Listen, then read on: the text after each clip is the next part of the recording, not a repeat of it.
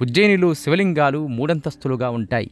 అన్నింటికన్నా కింద ఉండేది మహాకాళలింగం, మధ్యలో ఉండేది ఓంకారలింగం, ఆ పైన ఉండేది నాగేంద్ర స్వరూపమైన లింగం. ఉజ్జయినిలో ఒక చిత్రం ఉంది.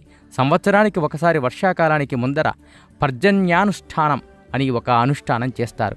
ఇది పూర్తి అవగానే ఆకాశంలో నల్లటి మబ్బులు పట్టి వర్షము కురుస్తుంది. ఇప్పటికీ ఉజ్జయినిలో ఈ తంతు కొనసాగుతోంది. ఉజ్జయినిలో మహాకాళేశ్వరుడు వెలిసిన ప్రాంతం కిందనే శంకు యంత్రం అనే చాలా ఆశ్చర్యకరమైన యంత్రం ఉందని పెద్దలు నమ్ముతారు. శంఖం విజయానికి గుర్తు.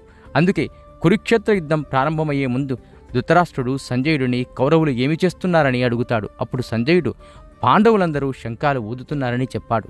ఎవరు శంఖాన్ని ఊదాడో వానికి విజయం కలుగుతుంది. ఈశ్వరార్చనలో శంఖాన్ని ఊదుతారు. మహాకాళేశ్వరలింగం కింద శంఖ యంత్రం ఉంది.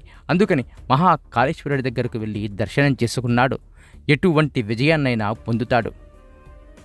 ఎన్నో వేల సంవత్సరాల నుంచి ఉజ్జయినిలో ఉన్నటువంటి అంతరాలయంలో 2 జ్యోతులు వెలుగుతుంటాయి. ఆ 2 జ్యోతులను అఖండ దీపాలని పిలుస్తారు.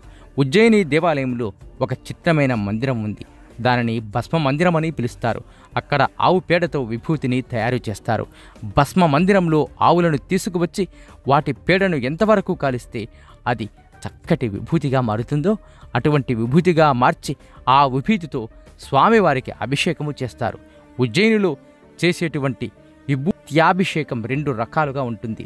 తెల్లని పలచని బట్టలో మెత్తటి విభూతిని పోసేసి మూట కట్టేస్తారు.